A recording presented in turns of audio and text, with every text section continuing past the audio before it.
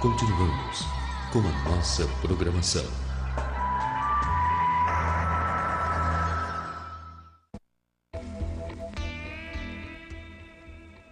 190 quilômetros a noroeste de Las Vegas, Nevada, em um trecho proibitivo de deserto, há um local misterioso conhecido por vários nomes. Terra dos Sonhos, Rancho Paraíso, Groom Lake e o mais notável, Área 51.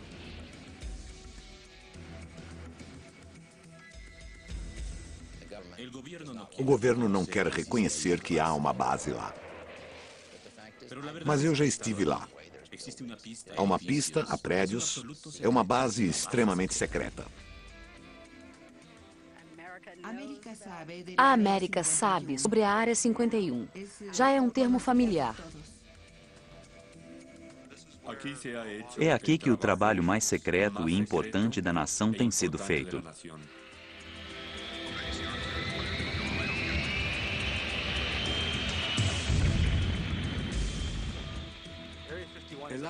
A Área 51 é terreno fértil para a conspiração. As pessoas acreditam nas coisas mais absurdas quanto ao que aconteceria ali.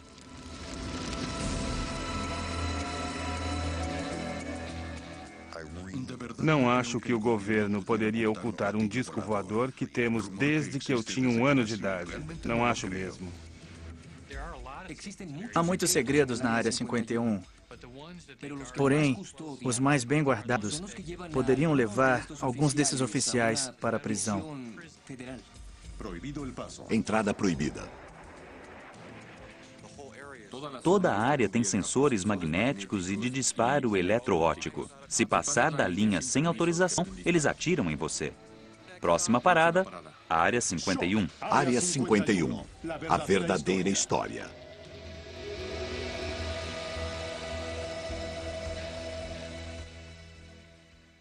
Embora o governo negue sua existência, a Área 51 se tornou parte da cultura popular, inspirando filmes, livros e programas de televisão. Porém, para entender a mística da Área 51, devemos olhar além das alegações extraordinárias e das teorias de conspiração. Esta é a área de pesquisa em Yucca Flat, Nevada. Uma época em que os Estados Unidos sofriam a paranoia da Guerra Fria. 3, 2, 1, 0.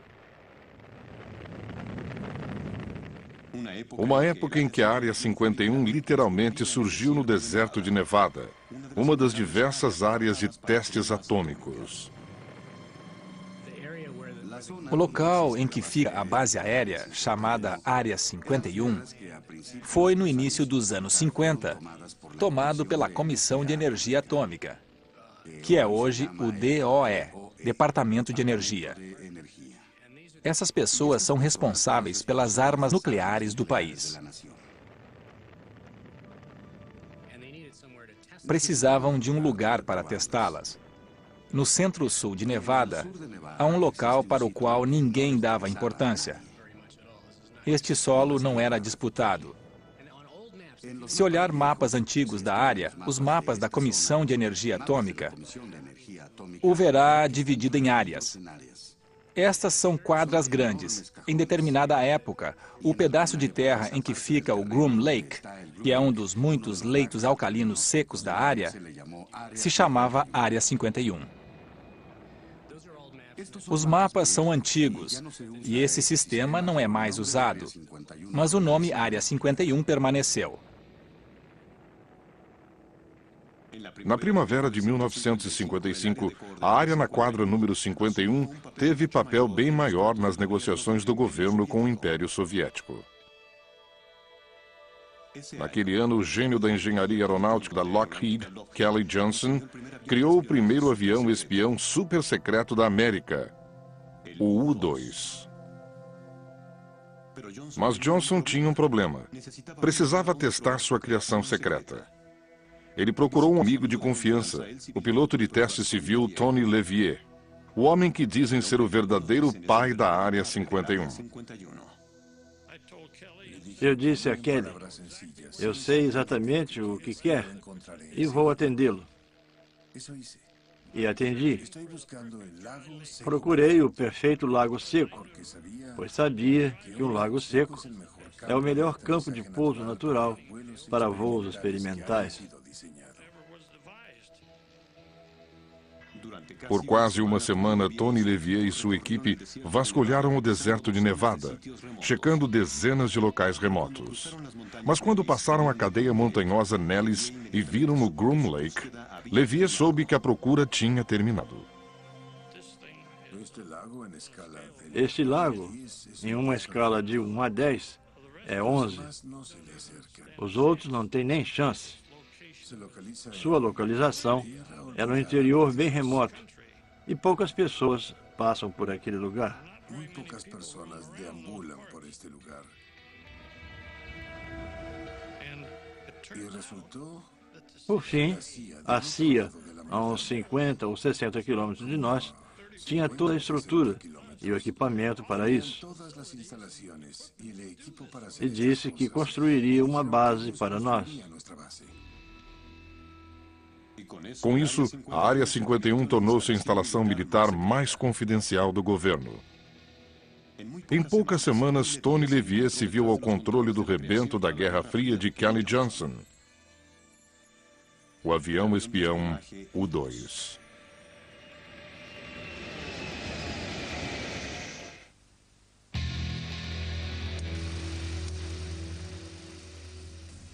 Em qualquer guerra, a arma mais poderosa é a informação sobre o inimigo. No final dos anos 50, o U-2, desenvolvido e testado na Área 51, era a arma secreta americana na Guerra Fria contra a ex-União Soviética. Sabíamos que os russos trabalhavam da forma mais rápida e inteligente possível para fazer bombas nucleares. Mas não tínhamos como observar seu vasto território. Então, a CIA foi ao Lockheed Skunk Works, que era um pequeno e brilhante grupo de engenharia, e disse: podem nos construir algo que voe alto? Trabalhando depressa, fizeram um dos primeiros aviões invencíveis, o U-2. Equipado com câmeras sensíveis ao infravermelho, o U-2 era capaz de gerar imagens aéreas detalhadas das instalações inimigas, a até 80 mil pés de altura, muito além do alcance do radar inimigo. Embora o avião U-2 fosse uma nave espiã, inventaram a história de que era testado no Lago Groom para pesquisa climática a grandes altitudes para o Comitê Nacional de Aeronáutica, NACA, um antecessor da NASA.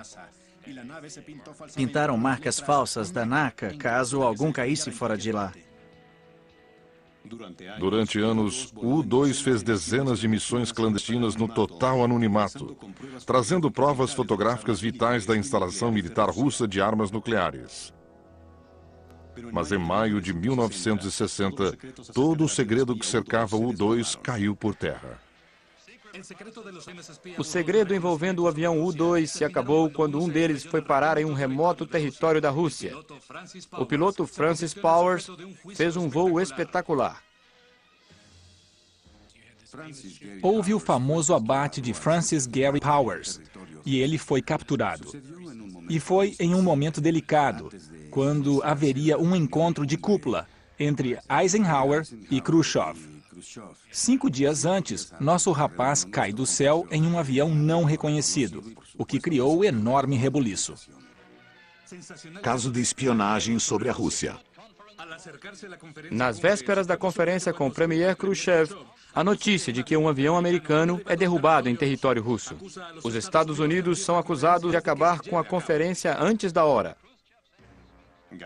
Gary Powers foi condenado por espionagem pelo Tribunal Soviético e sentenciado a 10 anos de prisão. Porém, logo foi libertado em troca de um agente soviético em poder dos Estados Unidos.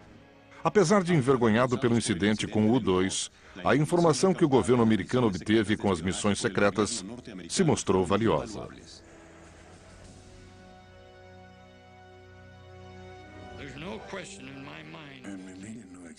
Não tenho dúvidas de que a informação que obtiveram sobre a Rússia evitou uma terceira guerra mundial.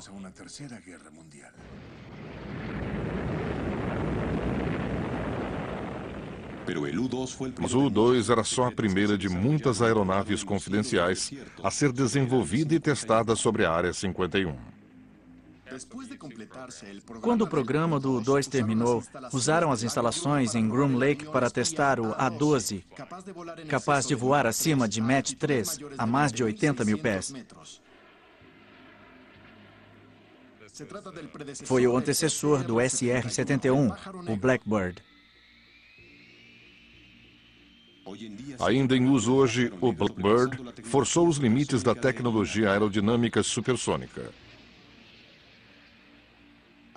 Como o U-2, o SR-71 Blackbird era usado para reconhecimento militar. Mas com o avanço da tecnologia do inimigo, até essa aeronave sofisticada ficou vulnerável e os projetos clandestinos da Área 51 tomaram um novo rumo surpreendente.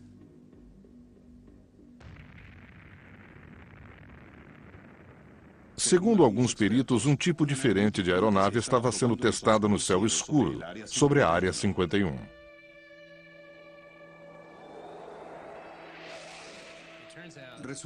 Vários de nossos agentes conseguiram obter aparelhagem militar russa, ou seja, caças MiG, sistemas de defesa por radar e muito mais. É claro que algumas pessoas de alguns governos e militares por trás da cortina de ferro eram corruptos. E parte deles acabou em Groom Lake. Havia esquadrões dos chamados Boinas Vermelhas, pilotos americanos de MiG. Apossar-se da arma do inimigo e destruí-la é muito útil. É um grande golpe e foi algo importante em Groom Lake. Era um segredo muito bem guardado. Mas os MiG russos e os Boinas Vermelhas não eram os únicos segredos na Área 51. Acompanhando Groom Lake nos anos 70, entramos na era do stealth. Foi quando aviões Have Blue foram desenvolvidos e testados lá. São chamados de demonstradores de tecnologia. Descobrimos ser possível manipular reflexos de radar com essas superfícies planas. Parece um anel de diamante. Mas será que voa? Era melhor construir um e testá-lo antes de encomendar um monte deles. Os Have Blue, que são feitos à mão e são pequenos, provam que pode-se fazer objetos aerodinâmicos e controláveis extremamente difíceis de o radar captar. Ao mesmo tempo, surgiu outro programa esquisito e que se tornou público, chamado Tacit Blue. Era um aparelho muito feio. Parecia um cruzamento entre um pão francês e uma pá de neve.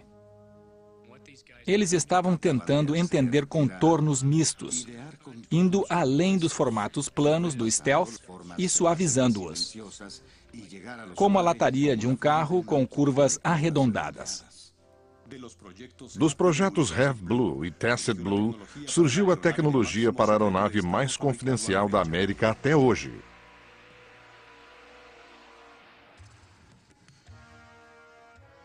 Durante anos, houve relatos de cunhas pretas estranhas perfurando o céu perto de Groom Lake.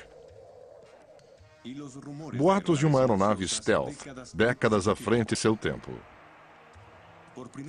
Parece que os boatos sobre a Área 51 se mostraram mais fato que ficção, quando em 1988 o exército americano revelou o B-2 bombardeiro Stealth e o caça F-117. A Força Aérea usa o segredo para proteger a tecnologia avançada. Esperam que, mantendo algo oculto o maior tempo possível, um inimigo em potencial não ganhe vantagem. Deu certo com o programa Stealth. Durante os testes do F-117, todo o trabalho era feito à noite. Os mecânicos, os engenheiros, os pilotos, todos se habituaram a viver de noite. Os homens que lotavam o jato negro, como era chamado, se vestiam de preto. Em fevereiro de 1991, os anos de voo secreto sobre o deserto de Nevada foram postos à prova, sobre as areias do deserto do Golfo Pérsico. O F-117 é chamado de caça stealth. É um leve bombardeiro e se mostrou muito útil na Guerra do Golfo Pérsico, pois funcionou. O mundo viu o bombardeiro B-2 e o caça F-117 levarem um devastador e singular poder de fogo sobre o pasmo exército iraquiano. Eles não faziam ideia de que essas armas de destruição em massa existiam.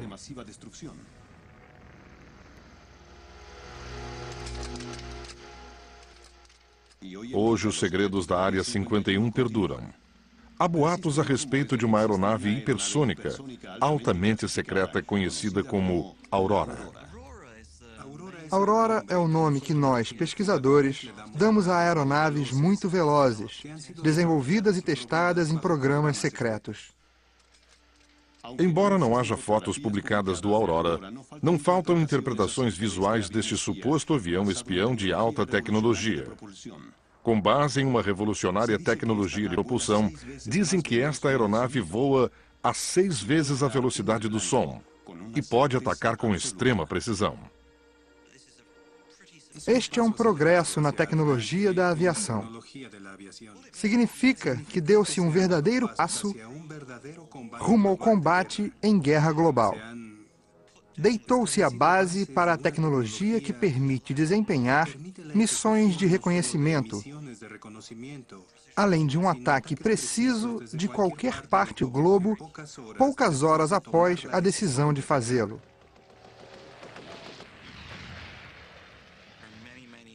E há muitas indicações de que boa parte da pesquisa e do desenvolvimento aconteceu sob orçamento secreto.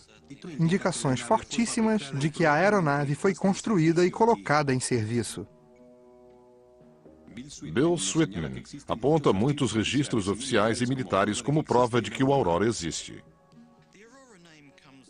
O nome Aurora vem indiretamente de um documento de orçamento que o listou como um dos 3 programas de reconhecimento. Os outros eram o SR-71 e o U-2. Pouco depois, começamos a ver as primeiras evidências físicas do programa de alta velocidade na forma de ressonâncias sônicas inexplicáveis sobre o sul da Califórnia. Elas se pareciam muito umas com as outras e não lembravam o fenômeno que conhecemos de aeronaves supersônicas militares desde os anos 50.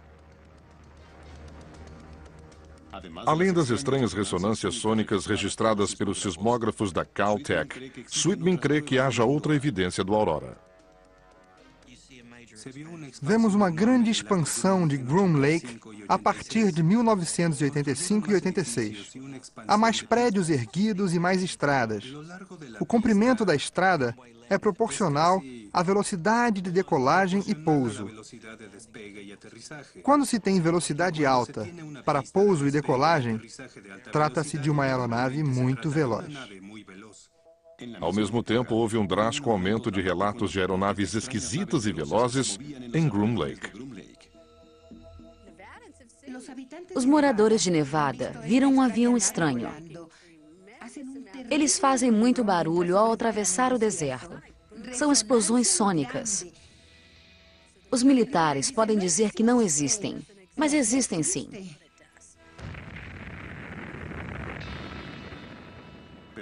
Talvez o mais notável seja o abrupto cancelamento do programa do SR-71 Blackbird pela Força Aérea, uma decisão que deixou os militares sem aeronaves conhecidas de reconhecimento.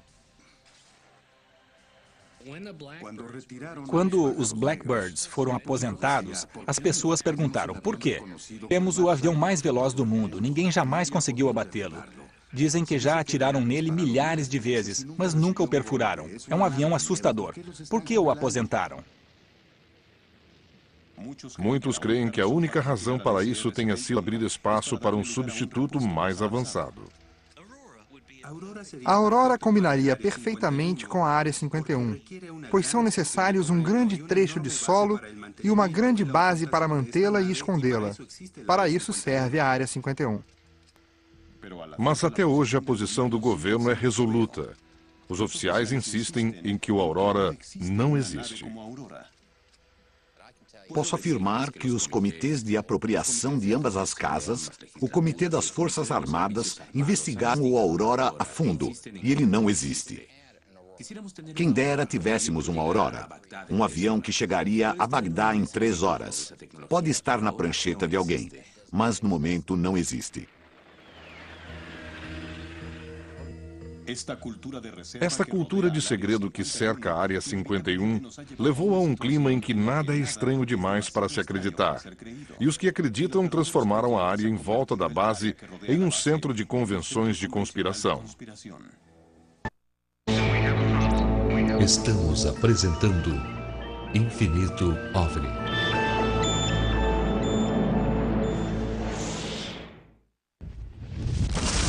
Estrada extraterrestre. O que acho que todos deveriam entender é que Nevada tem a única estrada extraterrestre do mundo.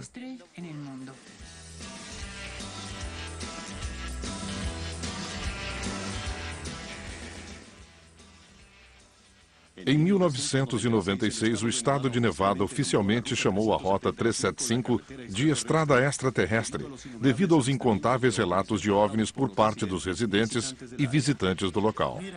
Veja, é incrível. A ligação dos OVNIs e alienígenas à Área 51 pode ser traçada até um homem, Bob Lazar, físico formado pelo MIT. A história da Área 51 se tornou pública em 1988-89, quando Bob Lazar surgiu, dizendo que trabalhou em uma nave alienígena na Área 51. Quando Lazar foi a público com as declarações, a mídia enlouqueceu.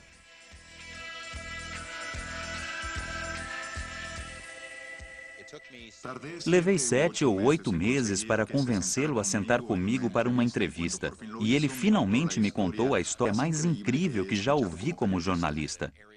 Que ele trabalhou em uma área chamada S4 ao sul de Groom Lake. Que o local foi construído dentro da encosta de uma montanha para ficar disfarçado. Os hangares eram disfarçados para parecerem parte da montanha. Que dentro da montanha havia 9 hangares. E em cada um deles havia algo parecido com um disco voador. Ele viu um voo noturno para um teste. Na base, ele teve acesso a vários documentos indicando que tinham origem alienígena. Era uma história bastante fantástica. Mas as alegações de Bob Lazar não convenceram a todos. Ele pode ter visto algo que retratou como alienígena, porque talvez não tenha se encaixado na descrição normal do que seria um departamento de defesa ou de energia. Eu já estive lá. Não existem OVNIs. Não existem alienígenas. Não há nada do tipo. Esta é uma instalação confidencial, mas não desse tipo. A história de Bob Lazar pode deixar alguém esquizofrênico. Há muitas evidências de que ele diz a verdade. Mas sinto que nada aconteceu como Lazar disse.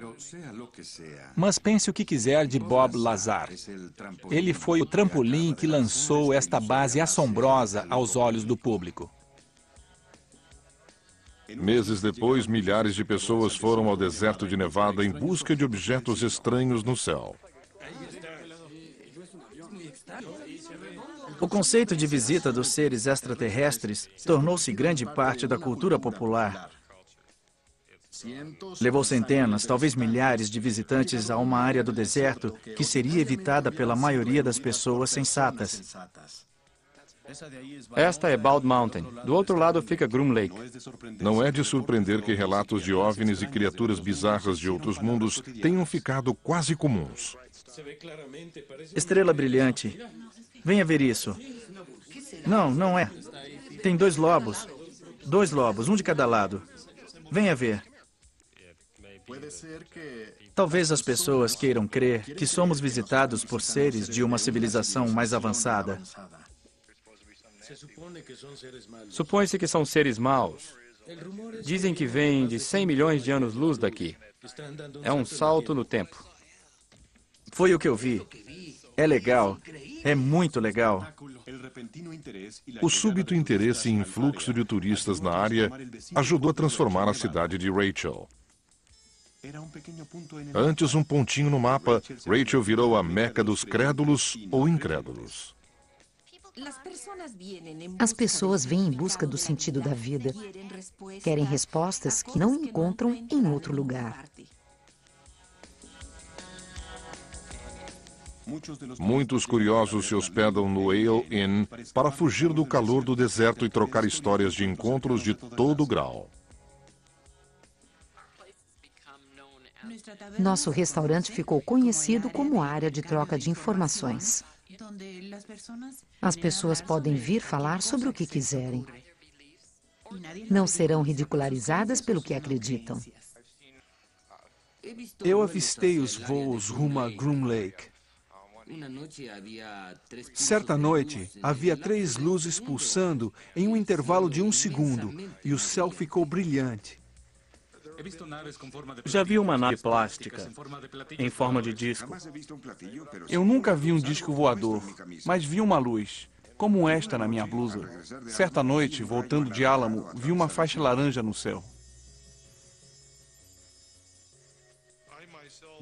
Eu já vi uma nave levantar do lado sul da área 51 e, de repente, voar paralelamente ao chão.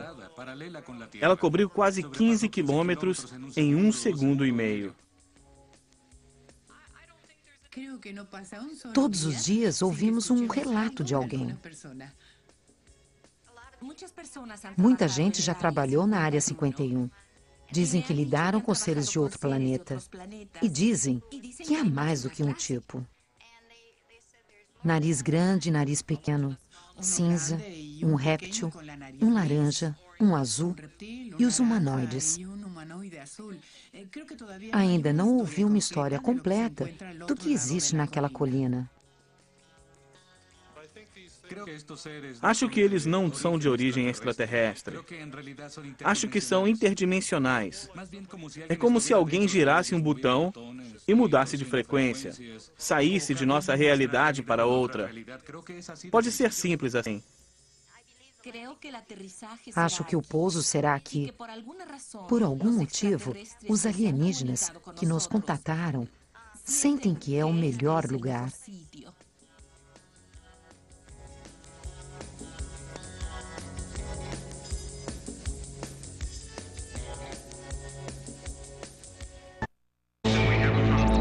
Estamos apresentando Infinito OVNI.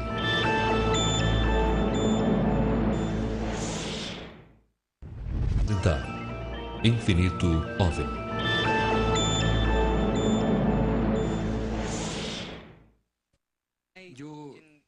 Eu queria pensar que há alienígenas na Área 51, mas não vou acreditar até ver um.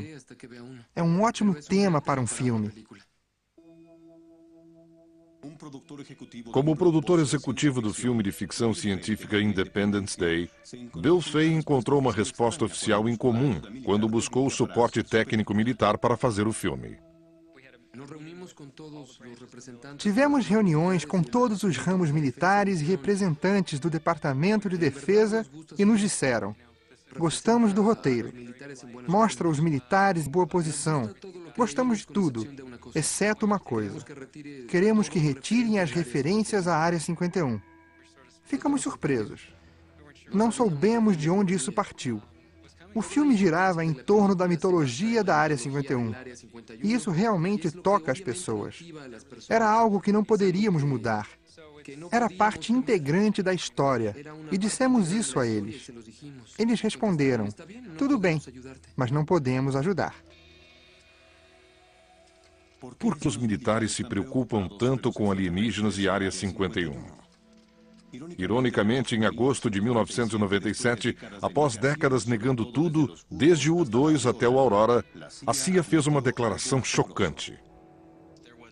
Um relatório da CIA foi liberado, admitindo que a Força Aérea usou OVNIs dos anos 40, 50 e 60 até hoje como disfarce para suas atividades. Segundo a declaração oficial da CIA, milhares de OVNIs relatados por testemunhos eram apenas testes e voos de reconhecimento. Quando se compila o conjunto de voos do histórico do U-2, do SR-71, de seu antecessor e do Tacit Blue, que levou o desenvolvimento do caça stealth, o herói da Guerra do Golfo, tem-se resposta para todos os avistamentos de OVNIs na Área 51. Mas por que permitir tantos boatos de OVNIs e alienígenas? A CIA gasta mais da metade de sua verba em contra-espionagem e atividades de desinformação. A ideia é que se podemos atar o inimigo e fazê-lo gastar energia e recursos caçando coisas que não existem, podemos ter vantagem sobre ele. Se você classificar os relatos como sendo de OVNIs, ninguém vai investigar. É um disfarce muito inteligente. Muitos creem que a declaração da CIA não passa de sua mais recente trama de desinformação para encobrir a verdade quanto a OVNIs e a Área 51.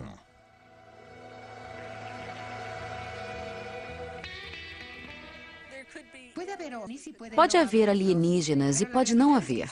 A verdade é que há uma grande instalação ali, sem dúvida. Basta olhar na montanha e ver. O que ocorreu na Área 51 foi que, na tentativa de manter o lugar o mais secreto possível, eles o tornaram famoso. Hoje é um nome muito conhecido. Toda essa atenção pôs esta instalação, que já foi insignificante e despretensiosa, no mapa, para quem quiser encontrar. É para onde o governo vai quando quer ficar sozinho, apesar de nossos esforços de investigar e das tentativas de rastrear pessoas que trabalharam lá e viram coisas. Ainda é um lugar secreto. Localizar a instalação secreta parece muito simples. Entrar nela é uma outra história. Não há cerca na área de Groom Lake. Há uma fronteira. Não é bem demarcada, mas definida por estacas especiais. É cercada por montanhas e é muito hostil. Quem vier aqui no verão e não beber alguns litros de água por dia em 2 ou 3 dias, estará morto. Se a mãe natureza não basta para deter o insistente invasor, o sistema de segurança onipresente e de longo alcance consegue. Atrás de mim, agora, há 2 guardas da segurança da base secreta da Área 51. Estão lá em cima nos olhando, vendo tudo o que fazemos. Tem binóculos potentes. Há várias câmeras por controle remoto ao longo desta linha. Toda a área tem sensores magnéticos e sensores eletroóticos. Podem até estar nos ouvindo agora. Naquela área, mesmo em território público, existem sensores de estrada para detectar veículos passando pelos caminhos de terra ao redor da base. Os seguranças sabem quando alguém está se aproximando. Alguns dizem que a tecnologia de segurança é tão avançada que o pessoal da Área 51 pode saber que alguém chega pelo cheiro. Dizem que o perímetro tem sensores sofisticados capazes de distinguir odores emitidos por seres humanos dos de outros animais do deserto.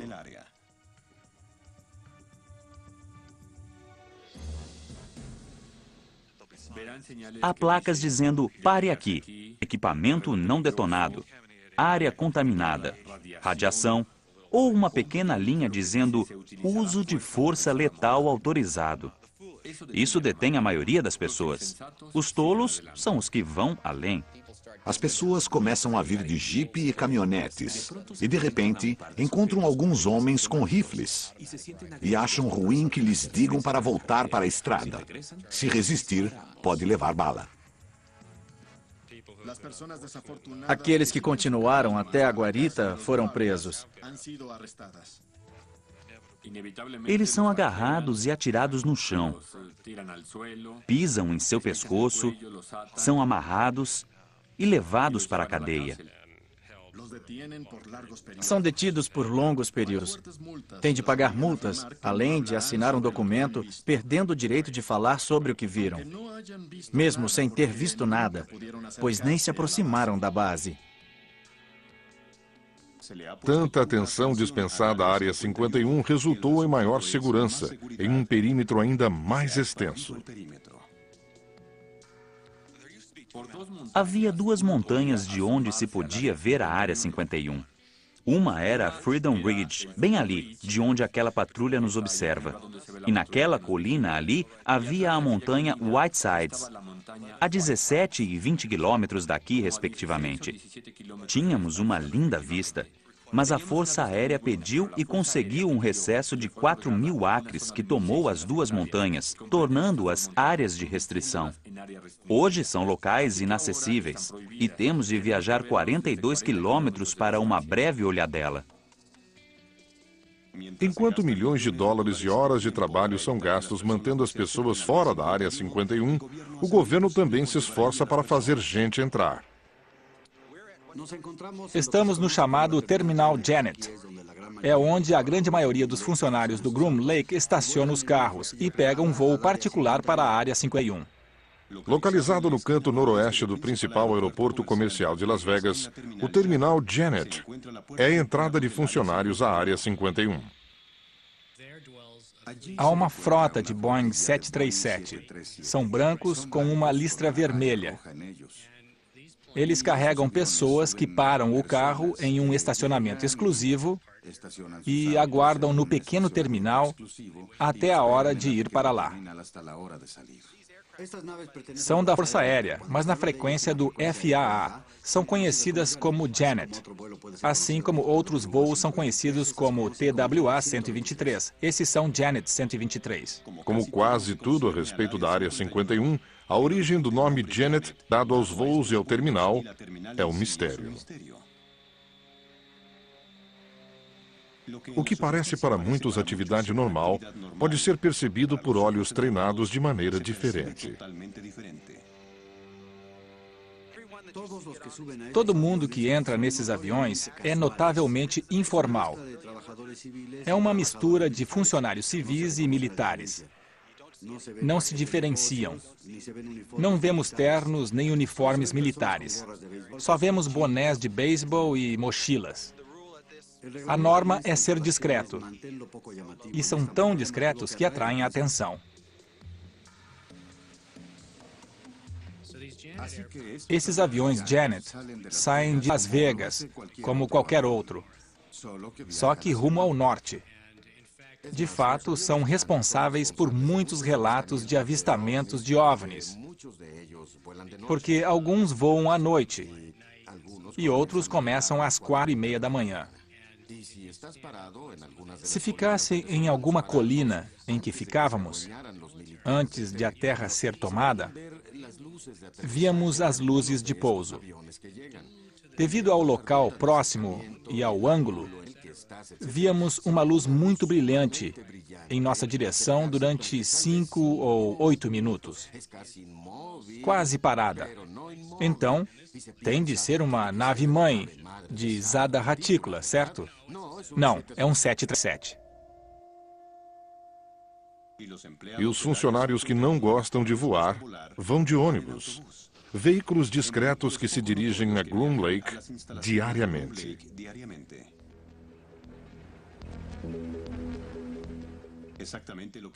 O que acontece exatamente quando os funcionários chegam é um segredo protegido por normas de segurança nacional.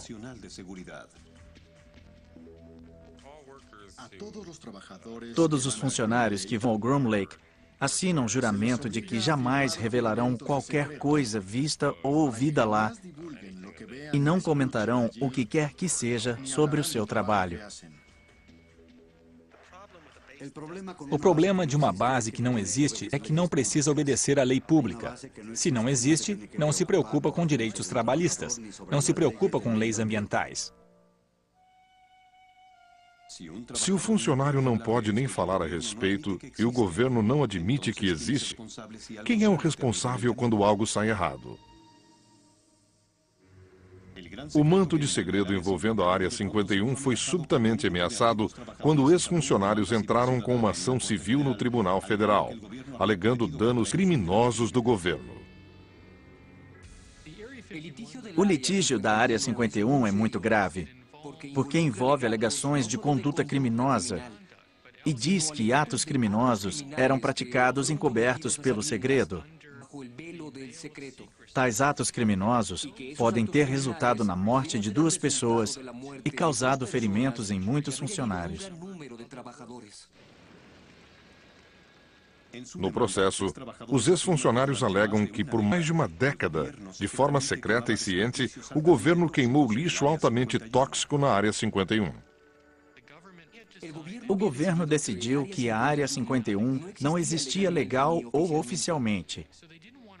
Não queriam retirar lixo comum e lixo perigoso desta grande base aérea. Nada do que entrava saía. Quando começaram com aeronaves experimentais e a operar muitos aviões, passaram a produzir lixo perigoso. Então, começaram a queimá-lo, o que é um crime. Era um depósito de lixo perigoso com um sistema de eliminação deste material ao ar livre. Após trabalhar na Área 51 por vários anos, o metalúrgico Robert Frost adoeceu apresentando muitos sintomas estranhos. Ele começou a ter problemas de pele. Tinha irritações e bolhas que não saravam. Ele procurou vários médicos e ninguém parecia saber o que estava causando aquilo. Apesar da natureza misteriosa e rapidamente progressiva da doença, Frost foi proibido de revelar o que fazia e onde trabalhava. Se lhe perguntassem se ele sabia se foi exposto a algum material, algum produto químico, ele respondia que não sabia, não podia responder. Diziam aos funcionários que não importava o que acontecesse na Área 51, o lugar não existia, nem eles. A falta de informação tornava quase impossível para os médicos cuidar da doença. Foi muito difícil, muito frustrante e assustador. Em 1988, Robert Arthur Frost morreu aos 57 anos. O resultado de uma autópsia oficial sugeriu que Frost foi exposto sistematicamente a lixo tóxico. Creio que encontraram 18 produtos químicos no organismo do meu marido, alguns em quantidade 10 vezes maior que a encontrada normalmente nas pessoas. Acho que havia 2 ou 4 que nunca tinham sido encontrados em seres humanos. Em agosto de 1994, Helen Frost entrou com uma ação em nome de seu finado marido e outros 6 ex-funcionários da Área 51. Eles também foram forçados a sofrer em silêncio em situação parecida. Mas desde o início, o advogado Jonathan Turley sabia que seria difícil. Quando abrimos o caso nas 2 primeiras audiências, o governo não reconheceu a existência da Área 51. Pode-se ver a base de locais públicos. Há fotos de lá. Os russos, por tratado, podem sobrevoá-la. E os advogados do Departamento de Justiça disseram: não podemos admitir nem negar a existência da base. Eu respondi: eu o levo até lá, senhor juiz. Posso mostrá-la. Em 29 de setembro de 1995, após mais de 4 décadas de negações oficiais, o governo americano reconheceu a existência da Área 51 nos documentos de determinação presidencial de número 9545. Entretanto, ao invés de ajudar a ação de funcionários, a declaração só aumentou o segredo em torno da Área 51. O presidente Clinton assinou um deferimento para eles dizendo: vocês não precisam responder a certas perguntas com relação à ação e estão sob a égide da segurança nacional. A ação vai de encontro a um muro, por ordem do presidente. Quando se dá a um órgão a prerrogativa de cumprir sua agenda, descartando as outras, haverá abusos. E estamos pagando pelos abusos.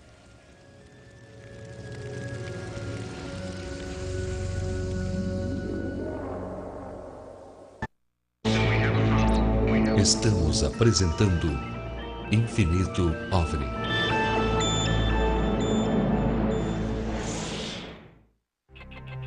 Voltamos a apresentar Infinito OVNI.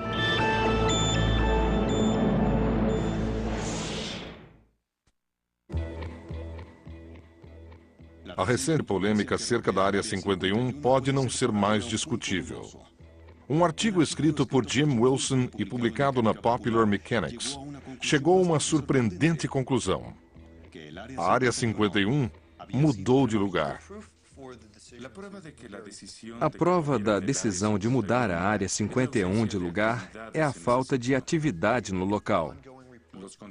Os relatos que tínhamos de estranhas luzes no céu começaram a diminuir. O que acontecia lá, claramente, parou de acontecer. Desconfiado da redução de atividade repentina, Wilson decidiu investigar. Foi até a instalação em Groom Lake. Lá encontrou ninguém. Completamente vazia. Segui pela estrada que leva ao leito seco do lago e fui tão longe que cheguei a uma cerca demarcando a área de bombas. Não tinha ninguém. Fui à cidade de Rachel para falar com amigos que me ajudaram em matérias anteriores. Eles não estavam. A partir daí, comecei o trabalho de detetive e fiz perguntas do tipo: para onde levariam uma base? Neste artigo, Wilson diz que os projetos confidenciais, funcionários e equipamentos abrigados em Groom Lake tinham sido transferidos para um complexo de lançamento de mísseis abandonado em Utah e 2 outras instalações militares no Colorado. Segundo Wilson, a mudança se deu por 2 fatores principais. Um deles, contaminação radioativa, resultado de intensos testes nucleares conduzidos durante os anos 40 e 50. Estão descobrindo que, dos testes subterrâneos, muitos materiais vieram à tona por meio da camada de rocha, algo que nunca previram. Houve vezes em que a área teve de ser evacuada por vários dias devido à precipitação radioativa. O local é muito perigoso. Não é seguro conduzir essas operações. O segundo motivo oferecido por Wilson para o abandono da Área 51 é o foco dos projetos militares de alta tecnologia. A Força Aérea dos Estados Unidos subitamente mudou sua missão. Passou de Força Aérea e Espacial para Força Espacial e Aérea. A próxima geração de naves poderá voar no espaço. Para tanto, é preciso uma plataforma diferente de lançamento e de instalações de apoio muito caras de duplicar. Muitas delas já existem nas redondezas de Colorado Springs. Há plataformas de lançamento e uma plataforma de pouso muito segura na base da Força Aérea Micro, que fica no meio de uma área na qual ninguém em sã consciência quer entrar. É onde testam agentes biológicos e de gás asfixiante. A lendária base confidencial foi fechada para sempre. Seus segredos morrerão com ela? Esta última revelação seria apenas outra peça num quebra-cabeça desconjuntado do mito americano da Área 51?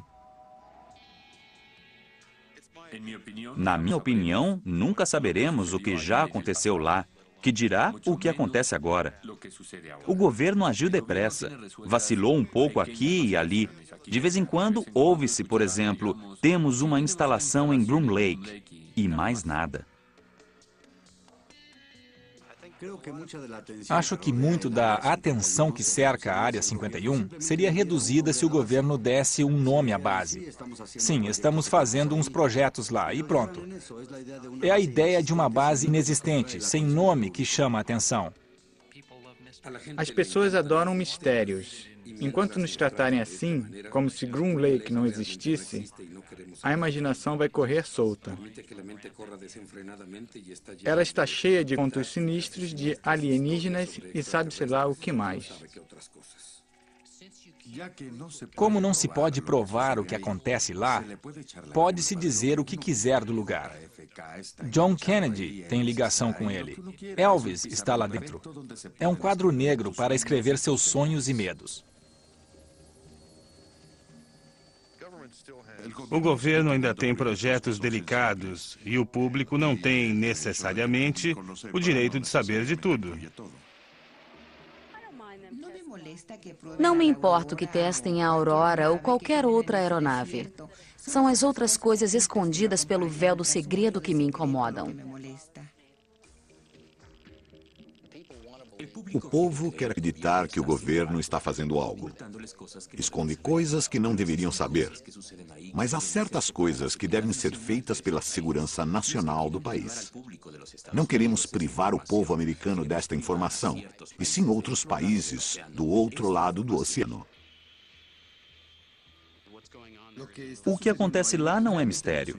É um trabalho muito avançado que nosso governo, como nação, está fazendo. É uma das poucas instalações no mundo que é o máximo de progresso para o planeta. Espero que, com mais programas abertos, a natureza da Área 51 seja revelada.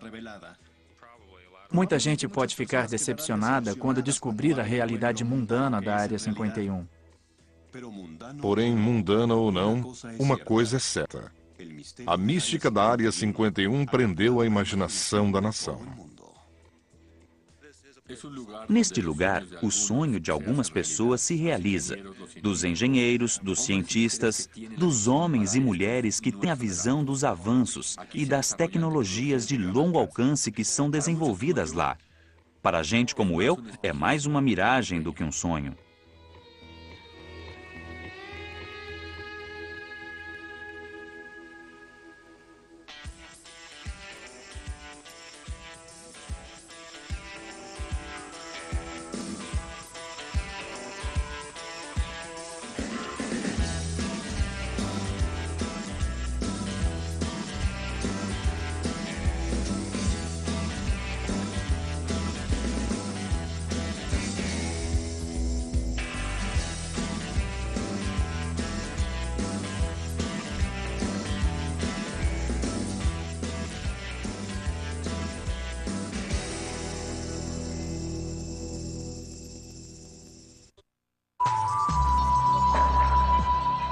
Voltaremos.